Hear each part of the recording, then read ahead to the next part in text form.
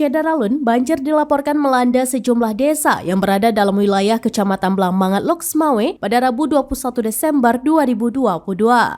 Sekitar 500 warga dilaporkan harus mengungsi akibat rumah mereka terendam banjir. Adapun desa-desa yang tergenang banjir meliputi Blangbuluh, Manikaring, Menasa Kumbang, Asan Karing, Raya Karing, Blang Puntet, dan Masjid Puntet. Warga yang terdampak banjir memilih mengungsi ke menasa desa-desa setempat, serta ada yang mengungsi ke tempat keluarganya.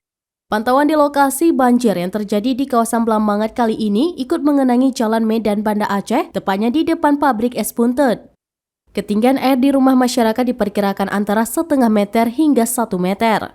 Camat Blangmangat, Rida Fahmi, menyebutkan banjir yang melanda kawasan Blangmangat mulai terjadi sejak Selasa 20 Desember 2022 sore.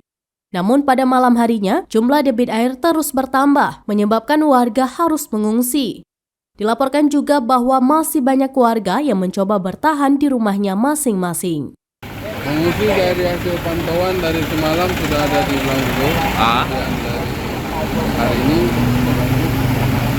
Manikaring, Blang Puntet, kemudian Kumbang Puntet, Masjid Puntet. Yang sudah terpantau dapur umum ada di Manikaring, kemudian di Blangbuluh tadi malam sudah. Kemudian hari ini tambah Masjid Puntet.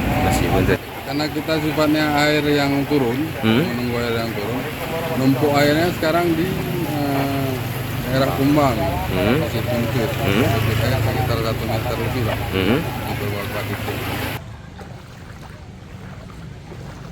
Dari Loksmawe, Saiful Bahri, serambinews.com.